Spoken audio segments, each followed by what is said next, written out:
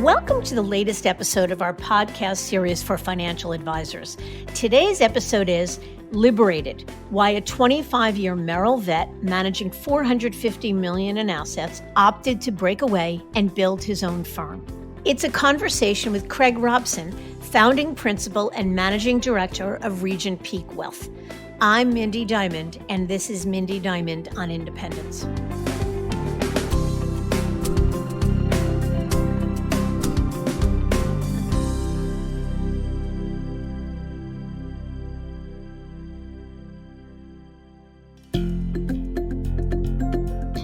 This podcast is available on our website, diamond-consultants.com, as well as Apple Podcasts and other major podcast platforms.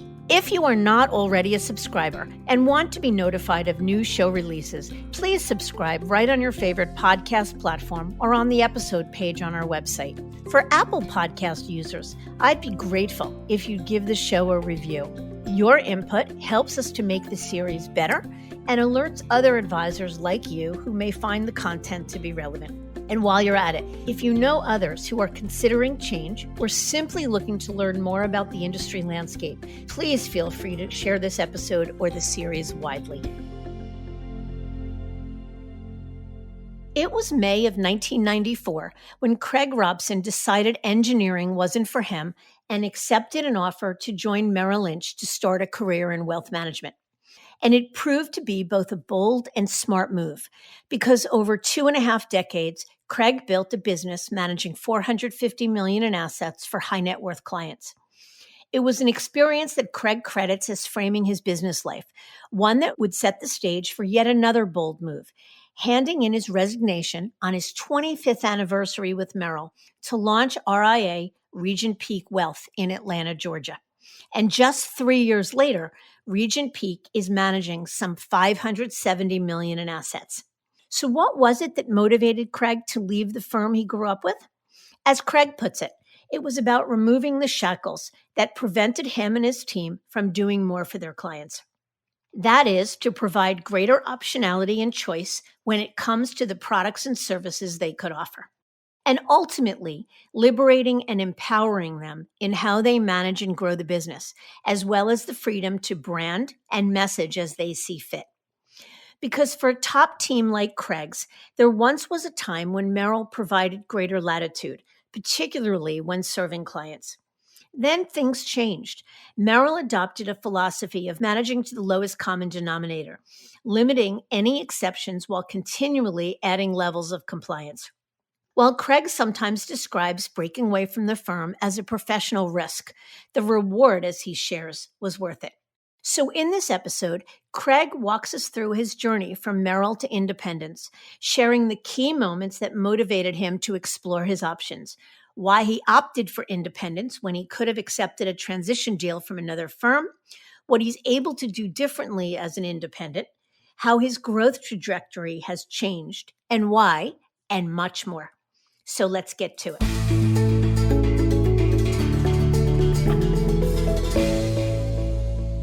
Craig, thanks so much for joining me today. I'm really grateful for your time.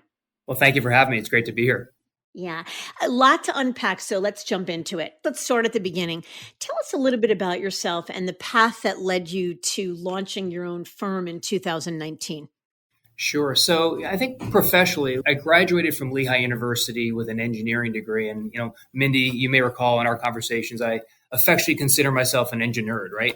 So I went to work for a firm which back then was called Anderson Consulting. We now know it as Accenture Consulting here in Atlanta, Georgia. And after kind of cutting my teeth in terms of management and IT consulting, I decided to take what would really be one of two professional risks in my career and transition those skill sets into the wealth management industry. I was lucky enough to be offered a job at Merrill Lynch in 1994. And to kind of fast forward, on my 25th anniversary, I handed in my resignation to start Regent Peak Wealth Advisors. Okay. Happy anniversary to you. Well, thank you. So give us some perspective on the business you built. How much in assets under management? How much in annual revenue? So the simple answer is, as of March 31, 570 million of AUM, and our annualized revenue is 4.7 million. So Craig, tell us a little bit about your team. Who supports you? You bet. So currently 8 professionals and growing, includes Mindy, a CFO, a CIO, a chief compliance officer, and we've actually added 3 new team members in just the last 18 months, which speaks to our growth trajectory. Yeah. Okay. And we're going to unpack a little bit about your growth, which is what everybody wants to hear about. But again, for perspective, talk to us a little bit about the clients of Regent Peak. I know from having had the privilege of representing you in the move from Merrell to independence, you represent corporate executives, business owners, divorcees, as well as multi-generational families. So what sort of work do you do for them? Mindy, I was thinking back of the question earlier on the AUM. One of the many reasons we decided to take that professional risk in starting our own RIA was we wanted to provide advice to clients not solely based on their current AUM. So if you're a business owner and your entire net worth is within the 4 walls of your company, or perhaps you're that corporate executive who is primarily compensated with company stock and severely restricted on selling shares due to that insider status, or perhaps you're an individual going through a divorce and needs representation outside of just a CPA and attorney. Look, we wanted to be that source for advice and guidance, especially when clients were willing to pay for it. And unfortunately, in many situations previously with my employer, the only thing preventing me with working with those individuals was that employer, right? You needed to have basically liquid assets custodied at Merrill Lynch for us to start an engagement. So we went about changing that. We wanted to create this consulting agreement within Regent Peak so that we could deliver advice and candidly charge for it, regardless of whether you have liquid assets immediately for us to manage. That's actually really interesting, Craig, because the motivation to be able to A, manage clients' money in a different way, and B, be more flexible about how you price those clients is a big motivating factor for people breaking away. And I want to come back to that a little later as we talk more about the drivers for leaving Merrell. But let's stick with Regent Peak for just a minute, the name of your firm. So what is the firm's value proposition? Yeah. So it's funny, many times we get asked, why did you pick the name Regent Peak? And Mindy, you know this in terms of helping individuals start their own firms. Creating that name, right, and that brand is an interesting kind of set of conversations, because probably the first 30 names we identified were, of course, all taken, right? So if you think about what a regent is a fiduciary, right? And Peak, we want our clients to think aspirationally, hence the name Regent Peak. But from a value prop perspective, very simply, we say to any individual, look, if you're looking for an objective partner, if you're looking for a firm that's going to be with you side by side to help you not only think about today, but think over the next 10, 20, 30 years of what's most important to you and your family, we should continue to have those conversations. Because from our perspective, having the previous experiences that we've garnered 25 years at Merrill Lynch, and then you combine that with the optionality and flexibility and choices you can have in the independent space is really a powerful combination, and one that we, again, to their growth trajectory, is really paying significant dividends both for our clients and for our team. So, and again, want to come back to that in a bit, but how did your clients react to the notion that you were leaving a brand name like Merrell and launching your own firm? So looking back a little less than 3 years in those conversations, Mindy, I think the first response was congratulations, which was incredibly reassuring. But then it gets into a very personalized conversation. The simple answer is we did this because we think it's better for our clients. And as long as you truly kind of feel that way, then it's a very easy conversation to have on here are the things that previously we couldn't do for you, or we felt conflicted, or we're prevented from giving you that full comprehensive set of advice and services that no longer are going to be a limitation. One of my many kind of sayings is the shackles have come off, right? And so from a client's perspective, outside of the initial shock of after 25 years, I had a lot of people saying, we thought you'd never leave. Once they got past that, then it's just a very personalized conversation. So give us an example of the kinds of things that you said to clients, the shackles are off. There were things we couldn't do for you as advisors at Merrill that we're going to be able to do for you now. What are those things? There's so many. I think a couple that just maybe jump out to me, right? So we alluded to this a little earlier. Look, if I was in a competitive situation where an individual was going through a divorce that was introduced to us, and she was looking for representation, and some of the other individuals or practitioners I was competing against worked for these large wirehouse firms, and we had to basically sign an NDA, and those firms would not let those individuals sign that. So they were immediately ruled out. right? Interesting. Huh. And we'll get to this, I think, a little later, but being very nimble and being very kind of able to be tactical, it was easy for me and my chief compliance officer to look at the NDA that was being presented to us. And we signed that within 30 minutes. That's a unique example. Another example could be is many times, as I alluded to, if you're going down a situation where somebody says, look, there's a local venture capital strategy here in Atlanta that I'm interested in. Can you help me from a diligence perspective? Mindy, I'd have a smile on my face saying, because the answer is, of course, always no. Now the answer is almost always yes. And it's just really liberating and empowering both for us and for our clients to just serve them in so many different ways that previously the only reason we were saying no was because of our employer.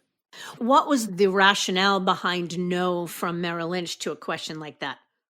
When I would ask my director or my manager, off the record, they say, look, Craig, we trust you, but if we make this exception for you, we can't do that for 17,000 other people. And so you've heard this phrase a lot. I hear it a lot. They always go back to the lowest common denominator. So you were thought of no differently than a new hire. And I was once a new hire, and I respect that completely. But I think there needs to be enough latitude for individuals that have a lot more experience that you trust to allow them to help serve their clients. So I always say, is it in the client's best interest or the employer's best interest? We can come back to that theme later because that's a driver for why we created Regent Peak Wealth. Yeah. And it's so interesting to me because I think it's one of those things. It depends upon who you ask that question of. So I spoke not long ago to an advisor that spent a professional lifetime, probably 30 years or so, with UBS. Very happy, ultra high net worth clients, well served. And his response when he asked me about why so many top advisors are leaving the traditional firms to either go independent or go to some more unique boutique firms, he said, it's just that everything is here. Those folks just don't really know how to access what they need. They're not working the system the right way. Do you think that's right? No, I can't speak for that individual. I could just speak from my 25 years of experience, where I'd say, especially in the last 10 years, the answer is always no, Mindy, right? And what I would say is earlier on in my professional career, developing those relationships were incredibly impactful because I can go with basically an exception and say, hey, look, I know this isn't kind of a standard request, but here's why it's beneficial for our clients. And let me make the business case of why I think this is good for both sides, right? And at least I would have a voice. And not every time would they say yes, but many times they would. And then I'd say in the last 10 years, the answer is just always no, right? And it's like banging your head against the wall so many times where ultimately you either have to say, am I going to continue to do this because it's getting hurtful, it's painful, or am I going to do something different, right? Am I going to take that professional risk to get to the other side, which is I like to say. So in my view, the answer is definitely not. Yeah. And I think a lot of people, certainly anyone that's already on the other side, would definitely agree with you. And I think that there are many advisors that are sitting at traditional firms now. Their calculus is just that. Is this more than good enough? Am I able to do what I need to do without harming clients? Or do I need to take the professional risk to go elsewhere? And that's why I think these conversations are so helpful, because it's helpful for these folks to hear from people like you who took the risk. And it's obviously, as you say, paid off. I want to ask you a couple questions, though. I know that one of the things that you highlight, and it's even on your website about being independent, is that you can offer objective advice and leverage industry relationships effectively to provide the best service. I think what you mean by that is what the true definition of independence is, that rather than being limited to just Merrill Lynch or just Bank of America or just Morgan Stanley or just UBS for a specific product or solution, as an independent, you have the ability to shop the street. Is that what you meant by that? Well, absolutely, right? So being able to do diligence is more than just looking at what's being offered within a menu of choices by your employer. And this really, to me, comes back to what's the true sense of a fiduciary, right? So, I've been asked that in competitive situations. I've been asked that by our clients when we were originally going through these transition conversations, and how excited I was to tell them I'm truly a fiduciary. And they said, well, weren't you always acting in our best interest previously? And I would say, well, of course I was. But remember, I always had to answer to somebody else. In my view, Mindy, you can't be a fiduciary if you're employed for somebody else. So, a good example would be is for many years at Merrill Lynch, I was using a third-party financial planning software that our team really loved, that our clients really enjoyed, that to me was an optimal piece of software, that it was an optimal tool in our toolbox to help our clients in terms of defining outcomes, right? And I paid for it out of my own pocket because I thought it was the right thing to do for my clients. So imagine when my employer came to me one day and said, basically, you're going to have to terminate that contract. And I said, well, why? What's happened? Did the company go out of business? And they said, well, we basically want you to use our proprietary software. And I looked at it many years. Trust me, look, if I could save some money, I at least would want to consider that, right? But it was always inferior. So ultimately it came down to the decision where they said, we're sorry, it doesn't matter what you believe, or it doesn't matter how many times you tell us the third-party software is better. We are forcing you. We are shutting you down. You're going to have to recreate 150 new financial plans for your clients, not because it's in their best interests, but it's in our best interests. So you could take that one example and you could just go a lot of different directions with that. Yeah. Well, what was their reasoning again? What was their rationale for making you shut it down? I never really received one, Mindy. My personal view is that you could call control, or you can call it wanting to know exactly what you were doing. I couldn't get an answer. I mean, I was on multiple calls with the higher ups and nobody would tell me. They just said, and there was less than 100 advisors at the time I left that were using that third-party software. I think I started like maybe 2009.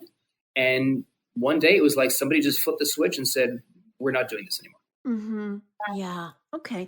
So let me ask you a question. We're talking about this ability to shop the street and create competition for price and service to better service clients. But I'm wondering if there's a downside.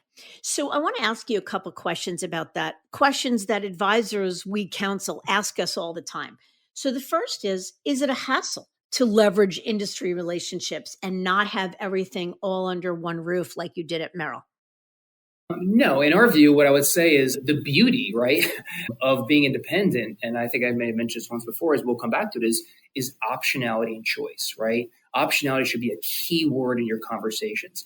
Mr. and Mrs. Client, I'm not being limited to doing diligence on just what the firm I used to work for says I can do, right, or allows me to do. Now we get to do diligence across industry relationships, wherever that may take us. And look, you don't want to have a paralysis by analysis. But that being said, we've uncovered some fantastic, right, lending solutions that we would have never been able to do for our clients when we worked for a wirehouse, right?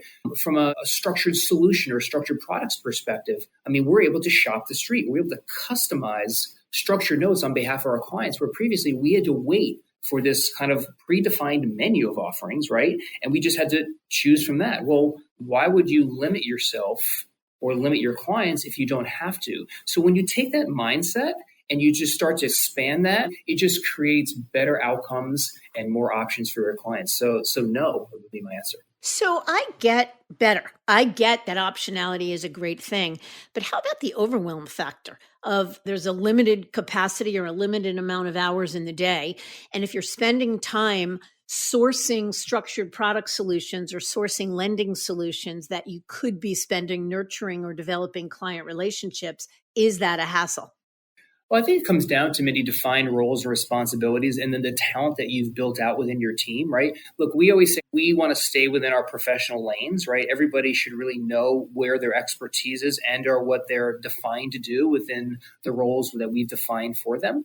So what's really exciting is that previously you just didn't have those choices. Not only are those choices, but you become a subject matter expert in those specific areas, right? So now you have extra or additional expertise and talent within your team, which becomes a differentiator, not only in terms of competitive situations, but also for your existing clients and for your own professional careers. Yeah. The bottom line is, even if it creates a bit more work, it sounds like what you're saying is the upside, the value add is so great that it's worth it. Oh, you get paid back in spades, no doubt about it. Yeah. So you mentioned accessing banking and lending. So let's use that as an example. You go independent day one, and your client comes to you with a mortgage need. What do you do? So previously, I was limited to the bank's offering. And look, to be very candid, the relationship pricing is a wonderful thing. If you have large assets custodied at any institution, you're going to get better pricing. And that's a fantastic thing. Competition's good, right? And so I would say in the traditional box, in a traditional mortgage situation where there is no proverbial hair on it, that was very competitive. But once you get outside the traditional box, all of a sudden the walls start to cave in or it kind of fall down, right? So I can remember not being able to do construction to perm loans for my clients anymore, just because the institution said we're no longer doing that. Well, what do you do for your clients then? You just basically have to provide them another provider that you don't really have relationships with. And then you open up this Pandora's box of allowing somebody else come into your client situation. And you just are hopeful, right, that they have your client's best interest versus trying to compete for your client's business. So I think getting back to your question is when we look at lending solutions, right, now we have the opportunity to customize. I think that's the key, right? We have to customize a lending solution or banking platform, right, that's specific to what the client is looking for rather than just forcing it into this box, which for some may be just fine and for others is just not appropriate. Mm-hmm. And who on your team, you said you have created or developed a unique lending solution since being independent. How did you go about developing that relationship? Well, it's really by trials, right? It's by conversations. It's by, I was taught a long time ago, Mindy, don't research things that aren't applicable or right in your proverbial wheelhouse at the moment. But when those scenarios come up, that's when you turn on, right? You expand your due diligence. That's when you turn on your, kind of research antennas. So what would happen is as we became this larger independent firm and we could be more things to more clients, right? We were getting more requests. And you wonder, Mindy, if in hindsight, clients wouldn't come to us in the past because they knew the answer would be no, right? Now the answer is, well, hey, you told me this is what you could now do. It wasn't like a test, but it was more like, I remember early on in May of 2019, you had said you could be so much more to us. You could do more for us. Well, here's a situation. Can you help me? I mean, that's incredibly exciting and fulfilling to go learn something new. And guess what? We learned things that we didn't even know were available because the opportunity set wasn't there. And now it is.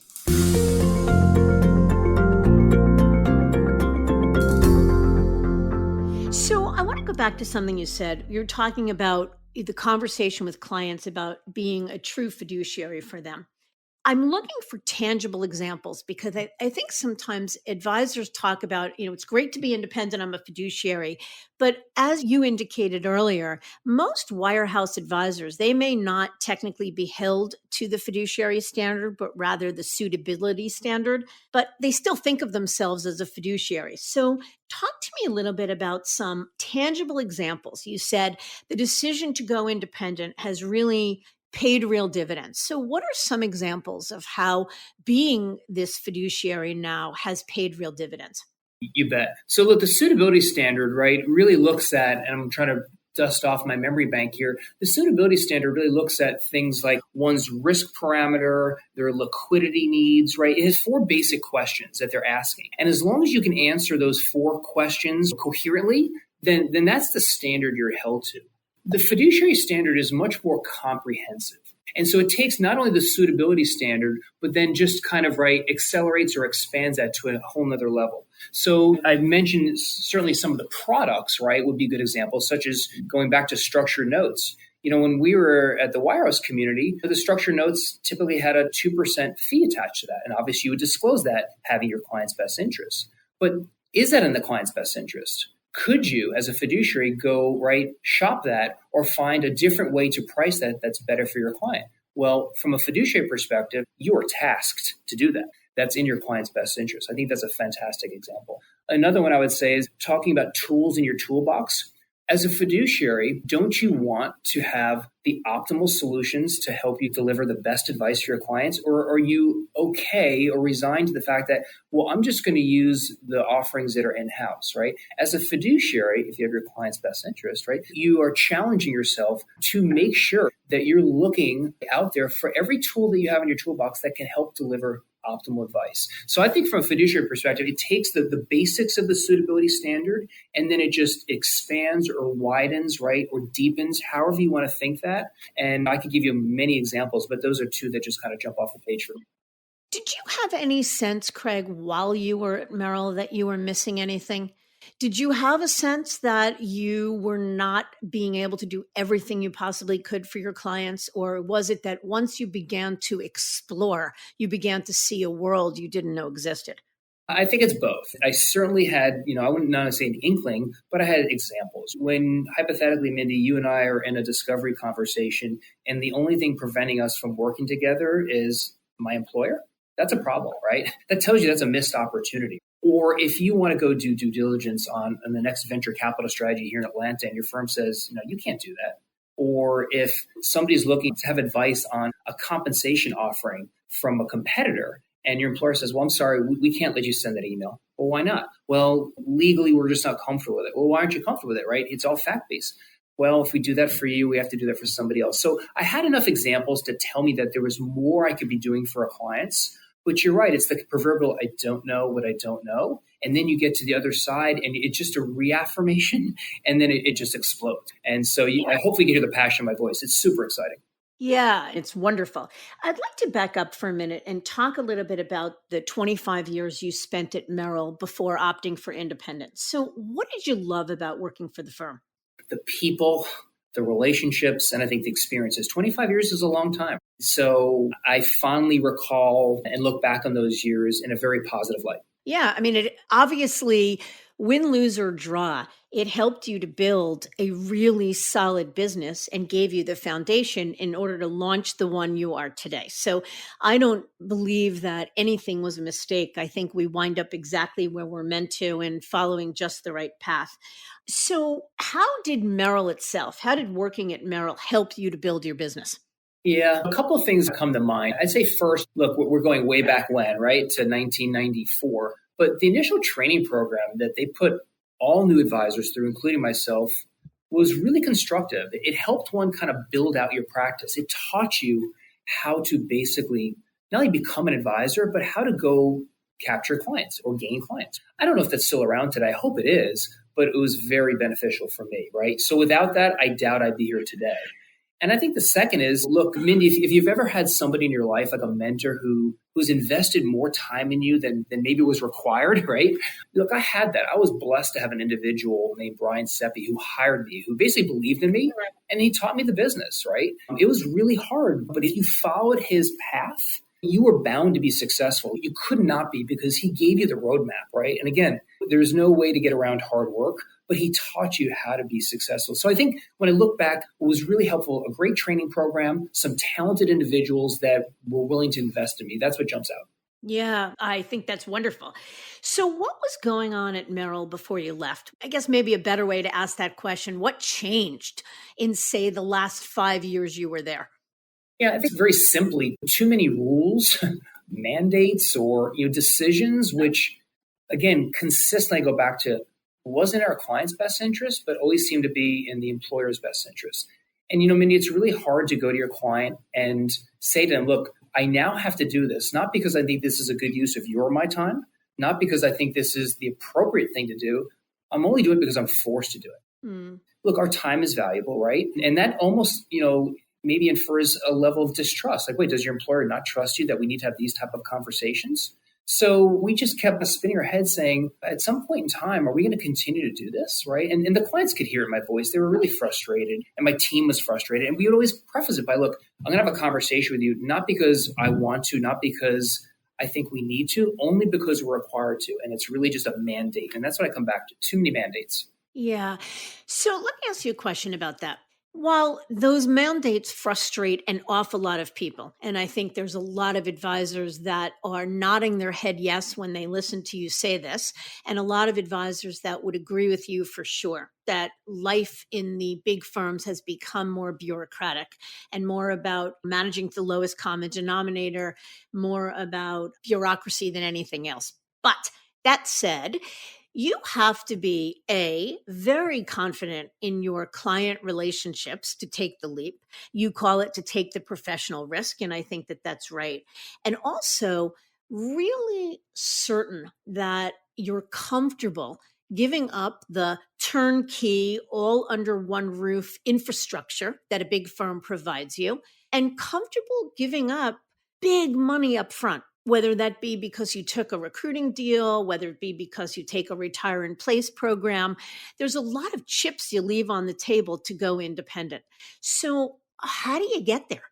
Well, as you would say, there's a lot to unpack there, right? So one aspect of that question is if the money is the most important thing to an individual, and I don't fault anybody if that's your number one criteria, then going independent is not the immediately best thing in terms of compensation. If you want to replace the compensation you're giving up from a deferred comp perspective, money that you've earned, then going independent is not going to be the choice for you. Yet, when we had our check boxes, or here are the boxes of things that were most important to us, as we continue to go through those check boxes, we kept coming back to independence. So if you're confident in your abilities to make up that money over the longer term, if you've got the right team in place, that one of the many reasons I wanted to go independent, Mindy, is I wanted to unlock the talent I had helped develop at Merrill Lynch. And let's give Merrill Lynch credit too. They had, in many ways, hired those individuals, but they were limited on what they could or could not do, whether it was from a job code or description, or you're only allowed to work a certain amount of hours, or you can't work from home to have more flexibility and portability. There was so much talent in our team that was just being wasted, And we were all getting frustrated. So what I go back to is you need to do your due diligence, I think that's a given, but I would encourage everybody to do more due diligence than is even what you think so, just because, look, there's still things you're going to learn after the fact. I did a lot of due diligence. I had many people tell me they didn't know of anybody who did more diligence than myself, And I still learned so many things afterwards. But to answer your question, if compensation is most important to you, then it's a very competitive marketplace. There'll be fantastic offerings, I'm sure, for you. But you have to ask yourself this question. If you keep changing firms every 8 or 9 years, how do you retell that story to your clients? Is it really about what's best for them, or is it about a paycheck? And so for us, it was kind of, when I say simple, we kept coming back to independence. We looked at the wirehouses. We looked at the regional firms. We looked at banks. Mindy, I even looked at working for a national CPA firm that was looking to build out their own wealth management practice. I know you did. Yeah.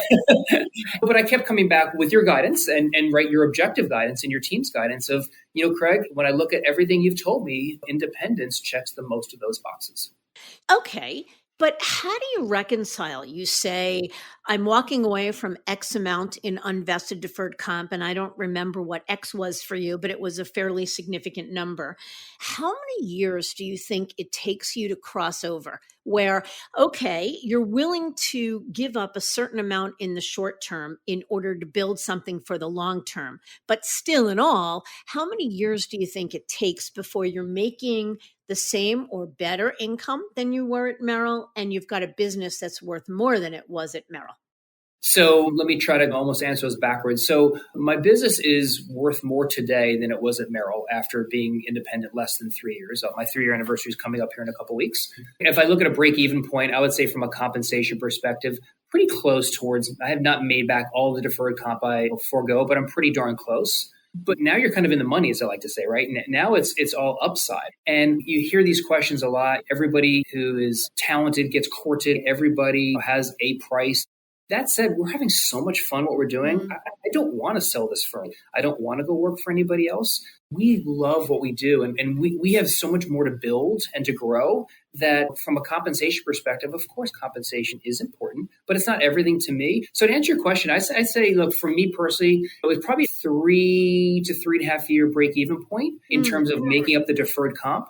But let me kind of throw these numbers at you. Look, our profitability grew by 73% last year. Couldn't do that at Merrill Lynch. I mean, that's just not possible. Well, and even if it did, let me interrupt you. Even if your profitability grew, Merrill Lynch benefits from your profitability. You don't benefit from profitability. That's the point.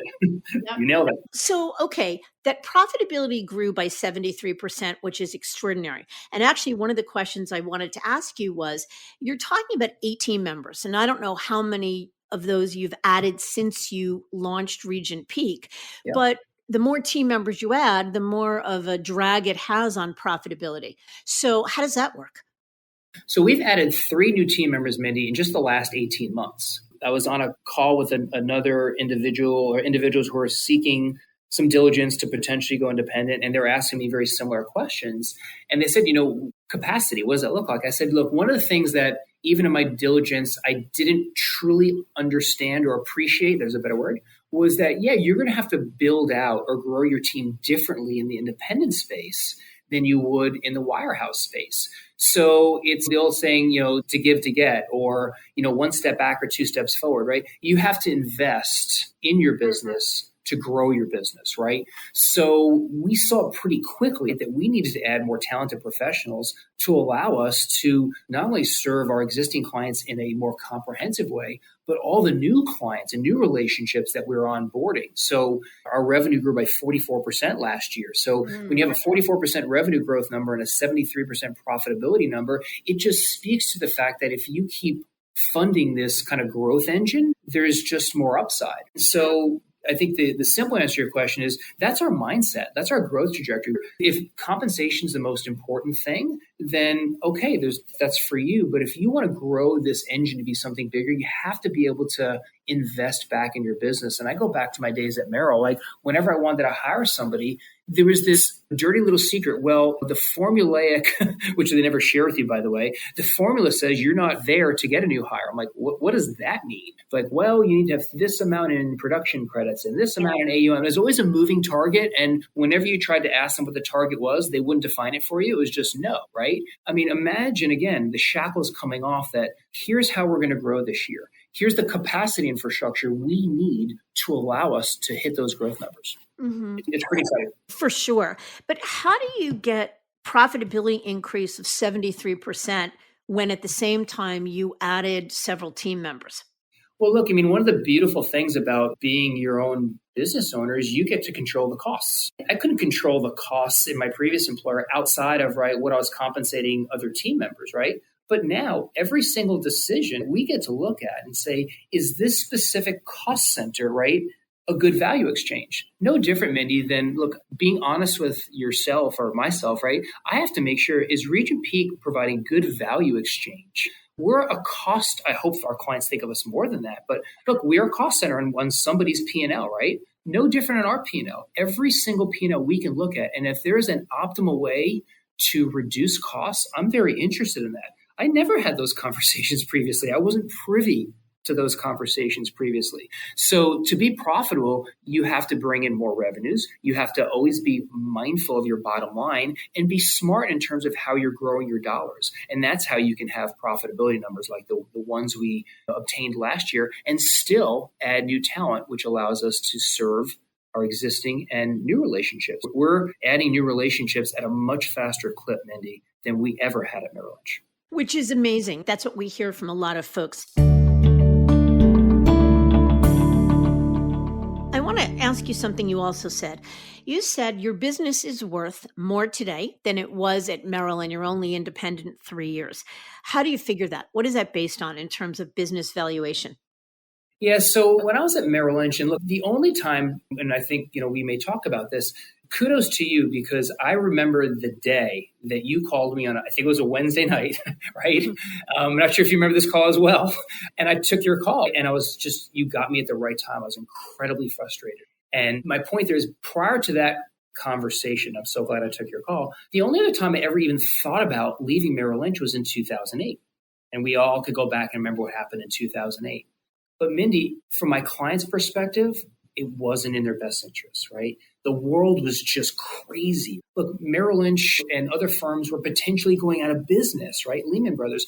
I just didn't think it was an appropriate conversation to have with a client that everything's just unfortunately dropping in value, right? There's financial Armageddon. And oh, by the way, we resigned and we're moving and, we're going to go through this transition process. I couldn't do that to my clients at that point in time, right? So you move forward. So I didn't really know what my business was worth outside of course, what my previous employer told me it was worth, right?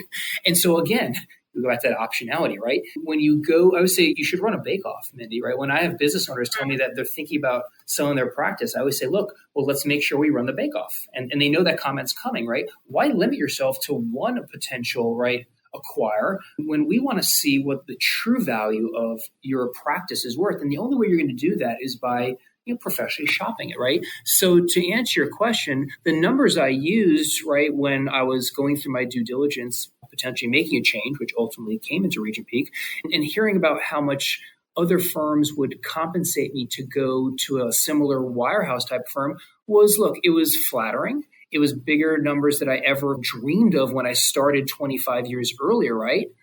That said, you were still limited in 3 or 4 firms basically kind of competing, right? Now you have optionality and choice. You have, right, maybe it's another larger independent advisor firm that's looking to bolt on a firm here in Atlanta, Georgia. Maybe it's that national CPA firm that still hasn't created a wealth management division and now is looking at, guess what, your cash flows. I think that's what we come back to. Your cash flows in the independent space have much higher multiples than your cash flows in the wirehouse space because nobody's going to see your cash flows in the wirehouse space. And Craig, the difference between getting a recruiting deal, transition package to move from one firm to another is taxed at ordinary income versus if a buyer comes in and buys Regent Peak, it's taxed at cap gains. No doubt. And you hear that a lot, and you and your team, as well as others that we talk to, certainly, and you should, remind the wirehouse community, that's a huge number, 37%, versus 23.8 in today's marketplace. I mean, those are big differences. So no doubt, I think it's a combination of all the things we've talked about. Yeah. The key, though, is we've both said it, but I think it's worth repeating. The key is having a long-term or big picture outlook. If you're really focused on the short term, if it's important to you, you need to make up for unvested deferred comp out of the gate. You need to get paid to monetize your business to a certain degree up front. Then independence is not going to be for you. Mindy, I remember way back when the first question you asked me is, let's start with the end in mind. Yeah. Right. I think you said that a lot, right? And it was a powerful first question. What is the end in mind? I encourage one to have that long-term vision because then you can work backwards. Mm-hmm. And then all of a sudden that transition money isn't as important. It certainly wasn't as important for me in terms of what we were trying to build longer term. Mm-hmm. So let's talk a little bit about your experience leaving Merrill immediately post-launch, because it's something that's really on a lot of advisors' minds that are considering making a move. So I guess the first question is, how scared were you to break from Merrill? Mindy, I wouldn't use the word scared. I think I would use the word curious. We knew we did our diligence. So, and you, as I already alluded to, you're not going to be able to answer every question because there's just things you don't know what you don't know. But we knew we did a really bang up job in terms of diligence. So I felt pretty good about the groundwork. What I wanted to know so badly was, how the storybook, how would it end, right? What would the end result be? Would we transition 90%, 40%? Would we be off to the races? Would we have stumbling blocks? Would Merrell, sue us? I think mine was oh my God, would they find out before we left? Would they sue us? Those are the things that you do an incredible job from a diligence perspective. And then at some point in time, you just have to make that proverbial leap, right? That risk we talk about. Look, taking risks isn't fun, but if you've done your diligence and you are confident in terms of what's on the other side, I encourage every advisor, if they're thinking about this, do your diligence and then make sure you have everything in place and then don't look back. And trust the process. Trust that you've done the work and trust it.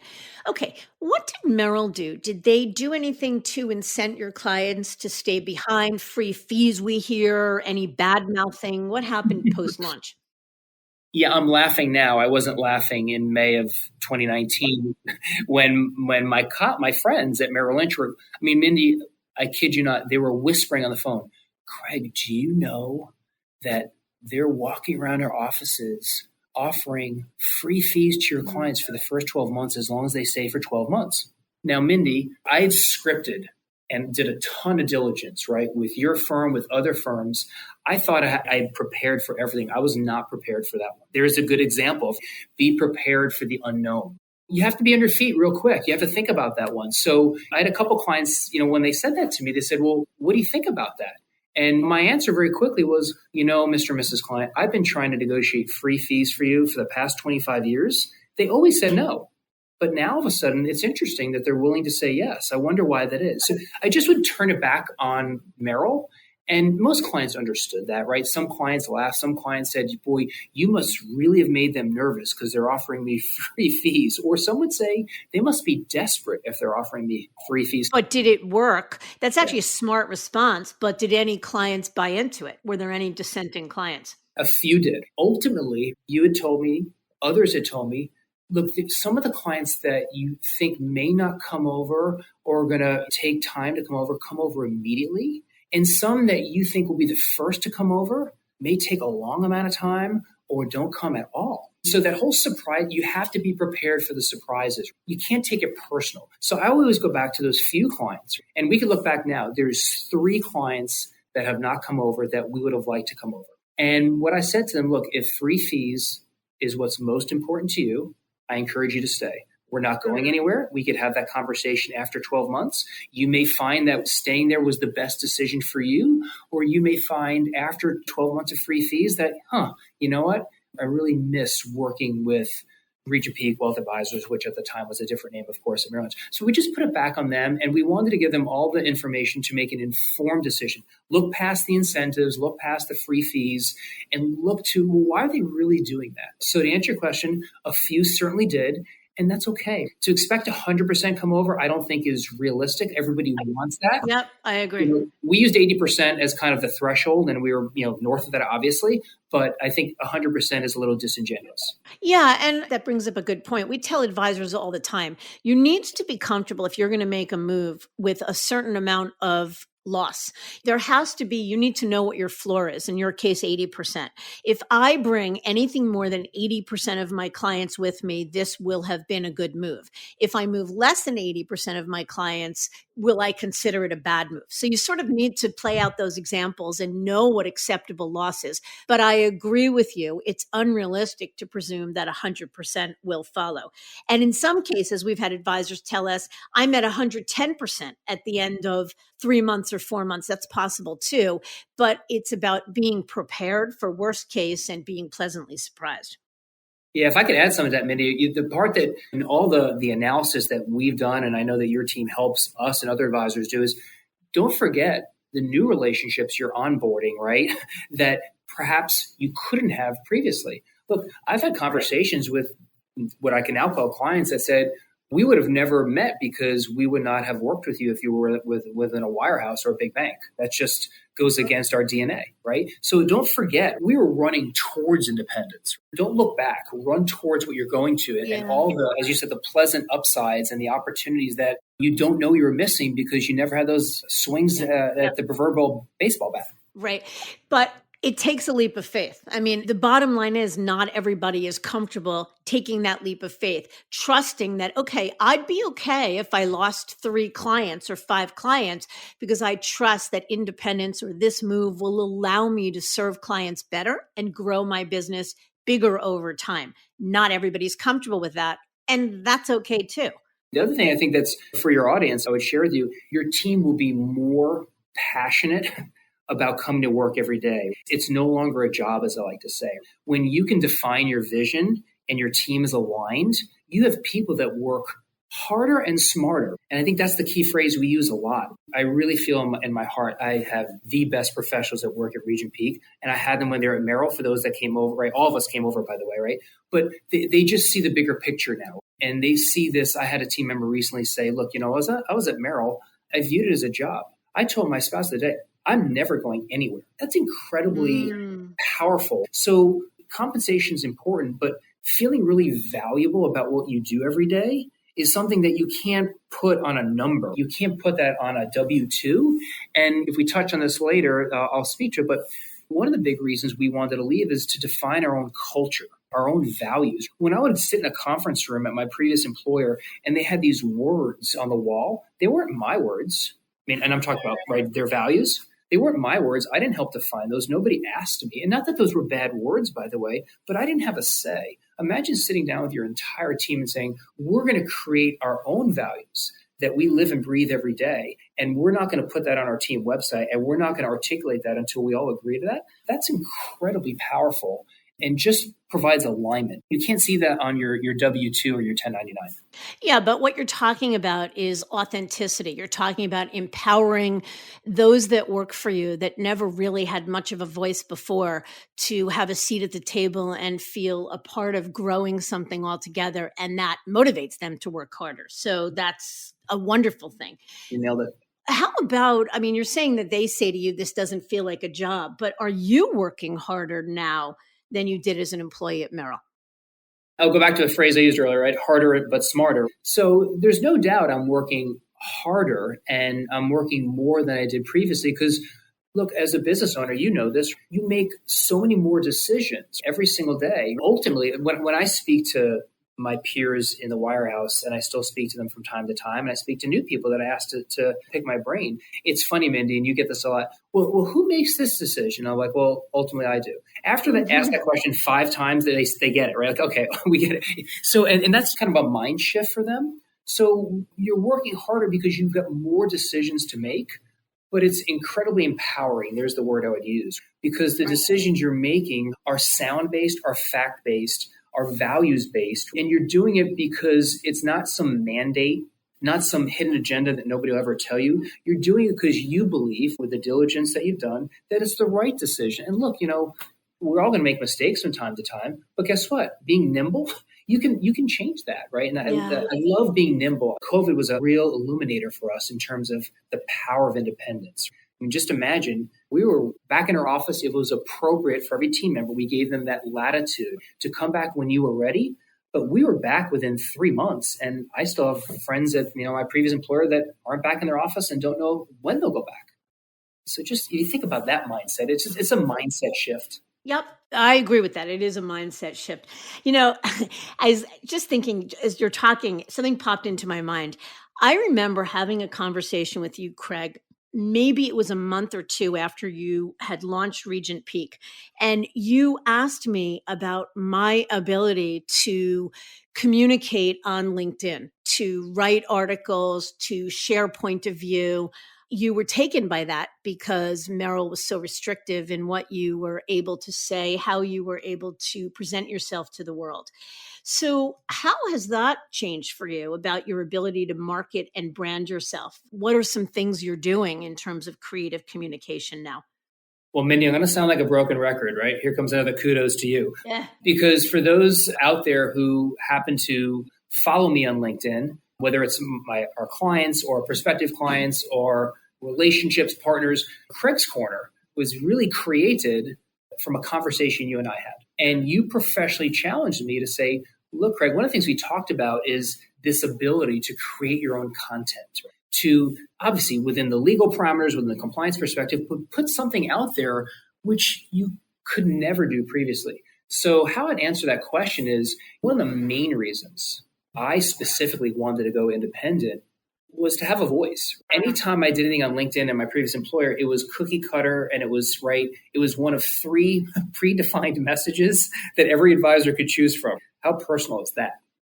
Now I have the ability to create content and message and socialize, right, what we think is most important in so many different ways, right? Whether it's on LinkedIn, whether it's videos, whether it's traditionally through email, whether it's through Facebook and Twitter, all those things. It's so empowering. So one of the important decisions, Mindy, we got right, of course, after a great conversation with you, was we decided to hire a local marketing firm to help us. Look, you can't do all these things on your own. Look, Merrill Lynch has a marketing firm as well, right? I mean, I have these things I want to say, but I want to make sure that it's coming across succinctly and it's professional and it looks good and it's right, it resonates. And so again, going through those processes, we have now a partner that we love working with. And so behind the scenes, they're doing all that incredible work that allows us to produce the type of content we do. And the key thing there, Mindy, from my perspective, is it's not who creates the most amount of content. It's got to be relevant, right? Yeah. It's got to be important, because otherwise it's content overload and people will tune you out per se. And last thing I'll just say is, look, you may remember this. The first correspondence our clients received when I resigned on May 3rd of 2019 was a 3-minute video that I created in my home saying, look, we're resigning and here's how our new firm will be better for our clients. That should have been an early indication that the proverbial shackles were coming off and we were doing things different. Yeah. Look, you're talking to somebody that loves to write. And personally, I write 100% of the articles I author. I write 100% of the questions that I'm asking you now. I mean, and it's authentic. It feels good. Like, it wouldn't feel good to me to be speaking somebody else's words. So I appreciate that completely. And kudos to you.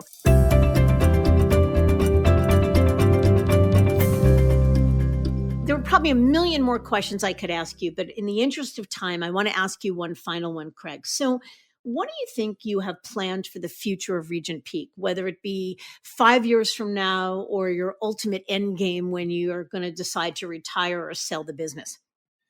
Mindy, that's a fun question to kind of think about. My projections are typically 3 years out. And the example I would give you is COVID. You could have these fantastic projections, and all of a sudden, something that you couldn't see just changed everything. And you have to be able to course correct or pivot very quickly. So I don't have 20-year projections because I just feel that's too far out. That's a personal decision I've made. But what I'll tell you is this, is we are in a growth trajectory mode. My North Star vision for this firm, and my team knows this, is that we want to be the premier RIA in Atlanta in 5 years. And premier doesn't necessarily have to mean the biggest. It doesn't have to be the most AUM. You and I talked about that. A fair amount of our revenues are generated from a consulting fee that has nothing to do with AUM. But when I mean premier, we want to be competing for clients with the other premier firms in town. We want to be competing for talent with those same firms. And we're already making inroads, right? And I know that because we're winning business against some of those firms. We've brought in a couple professionals that used to work at those firms. So we've got a lot more work to do. So I think my answer is, look, we're having so much fun. I have no desire to sell. I'm the old man at 52 in this firm. And our team is really excited about the future. And we're just going to take it 3 years at a time, as I like to say. I love it. Craig, this has been such a treat for me for a couple of reasons. Your story is exciting. 2, it's like with my children, watching a child grow. We had the privilege of representing you and helping you to launch Regent Peak. And so now to hear how successful it is and how much you've grown is just incredibly wonderful for me. And I can hear your enthusiasm and excitement is palpable and contagious. And so I'm so really, truly humbled and grateful that you're willing to share the story with me. Well, again, Mindy, thank you. Like I said, your call was one of those calls you always look back in your professional journey and say, I'm super glad I took that call. And it's great to kind of connect with you again. And just for those out there, my advice, please, whether it's Diamond Consultants or other firms, have some objective voices helping you think through your decision, because it's the best advice I could give you. Thanks, Craig, again. It's been a real pleasure. Be well. Thank you.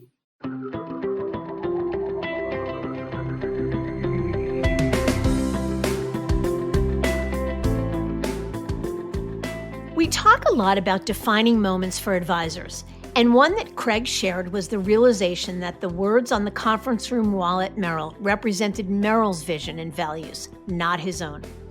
As an independent business owner, Craig and his team have created their own culture and their own words to live by, and there's incredible power in the ability to achieve that congruency. I thank you for listening, and I encourage you to visit our website, diamond-consultants.com, and click on the Tools and Resources link for valuable content. You'll also find a link to subscribe for regular updates to the series. And if you're not a recipient of our weekly email, Perspectives for Advisors, click on the articles link to browse recent topics. These written pieces are an ideal way to stay informed about what's going on in the wealth management space without expending the energy that full-on exploration requires. Feel free to email or call me if you have specific questions. I can be reached by cell at 973-476-8578 or by email at mdiamond@diamond-consultants.com. Please note that all requests are handled with complete discretion and confidentiality. And keep in mind that our services are available without cost to the advisor. You can see our website for more information. And again, if you enjoyed this episode, feel free to share it with a colleague who might benefit from its content. And if you're listening on the Apple Podcasts app, I'd be grateful if you gave it a star rating and review. It will let other advisors know it's a show worth your time to listen to. This is Mindy Diamond on Independence.